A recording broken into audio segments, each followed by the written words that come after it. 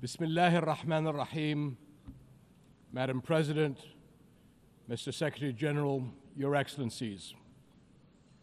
Another year, another UN General Assembly, and another occasion when I stand before you to address the same issue, the conflict in the Middle East.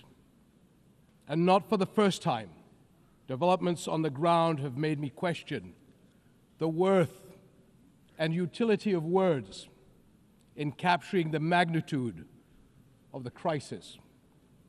Yet not speaking about it would signal acceptance of the situation and abandonment of our humanity. And that I will not do. Our UN General Assembly was born 80 years ago, pledging to learn from, not repeat, history. The world vowed never again.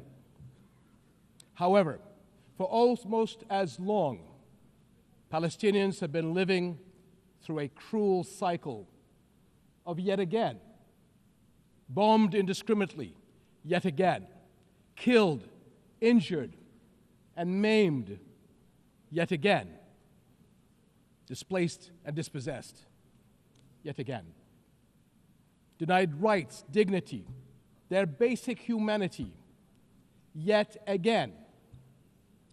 So I must ask, how long?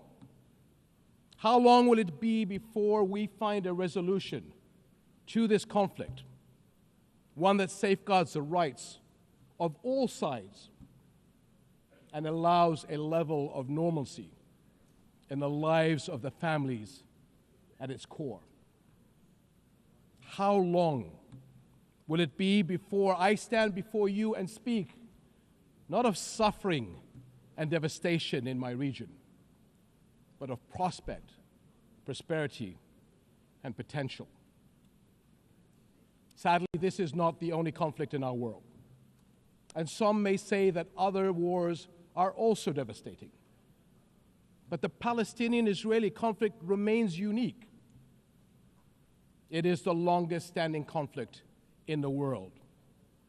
An illegal occupation of a helpless population by a self-declared democratic nation, and a flagrant violation of repeated UN resolutions, international law, and human rights conventions. A failure that should have elicited outrage and action, especially from major democracies. Instead, it has been met with decades of inertia. My friends, the war in Gaza marks one of the darkest moments in this institution's history. But although it is today's horror, the injustice stretches back decades. The Palestinian-Israeli conflict has been on the UN agenda throughout its 8 decades of existence. How long will we be satisfied with condemnation after condemnation without concrete action? When it comes to the Palestinian-Israeli conflict, it seems that what unfolds in the halls of power is theory. The struggles and suffering on the ground is reality.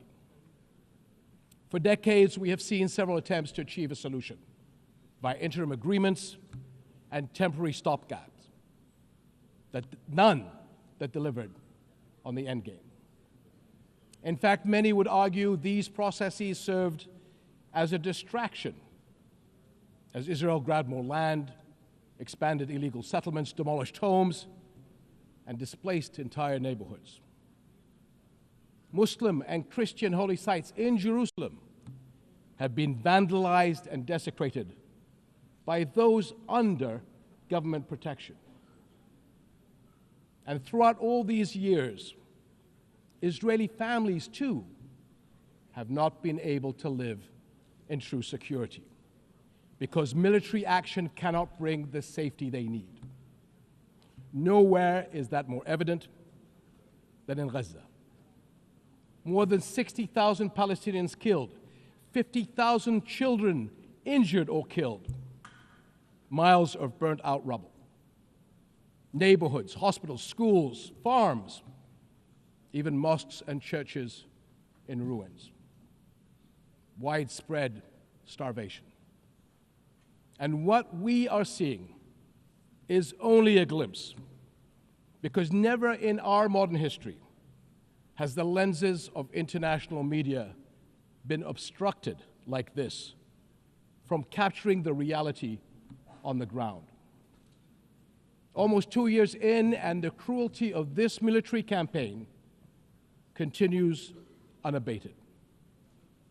Furthermore, the current Israeli government's provocative calls for a so-called Greater Israel can only be realized through the blatant violation of the sovereignty and territorial integrity of its neighbors.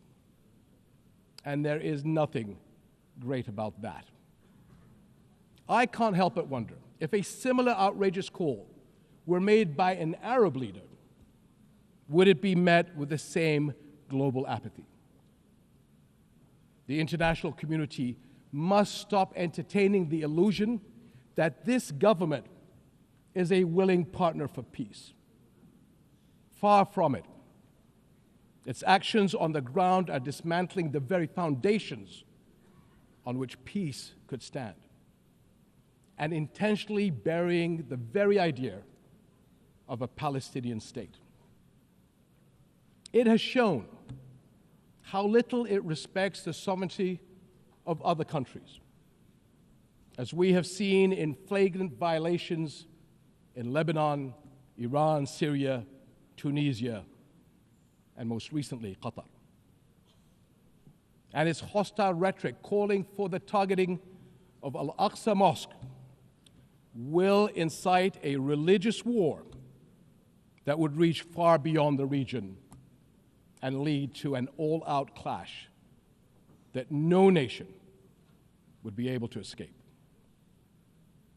How long before we hold all nations to the same standards?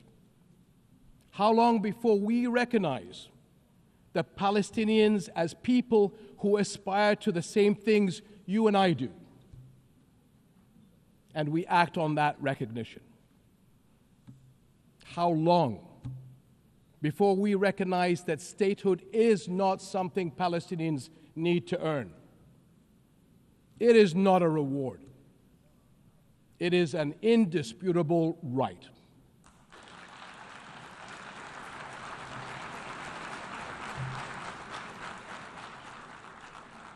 In Jordan, we are determined to work for a world in which people are secure in their homes, are safe to practice their faiths, and are able to live and thrive in dignity.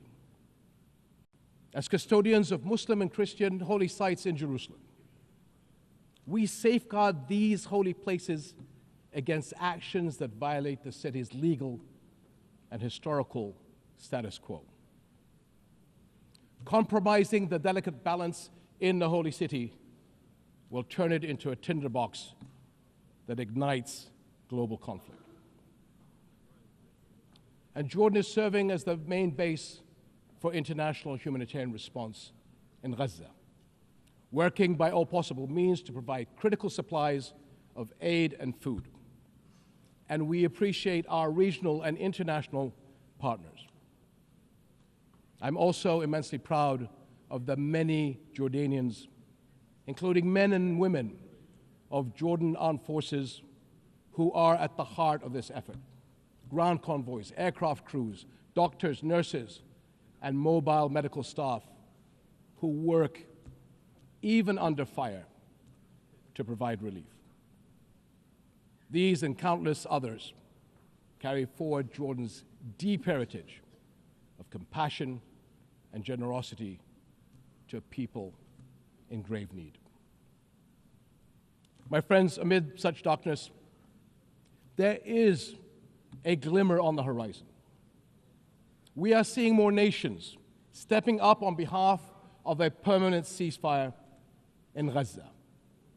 one that ensures the release of all hostages, unhindered humanitarian aid, and support for the Palestinian people as they rebuild. We all know that force is no foundation for security. It is a prelude for greater violence. Repeated wars are teaching generations of Israelis and Palestinians that their only recourse is the gun. Security will only come when Palestine and Israel begin to coexist side by side. This is the two-state solution, in line with international law and UN resolutions. An independent and viable Palestinian state with East Jerusalem as its capital, alongside a secure Israel living in peace with its neighbors. For almost a quarter of a century, this has been the promise of the Arab Peace Initiative, in which Arab and Muslim partners around the globe extended their hand.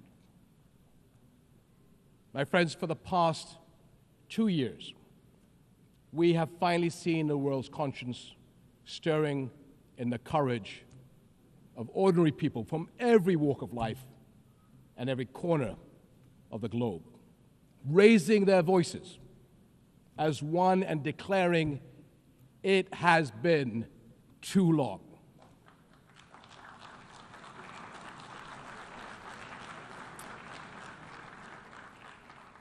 This United Nations must echo that call.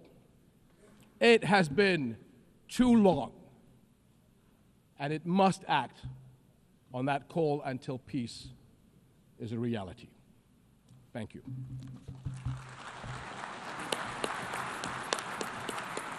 On behalf of the Assembly, I wish to thank the King of the Hashemite Kingdom of Jordan,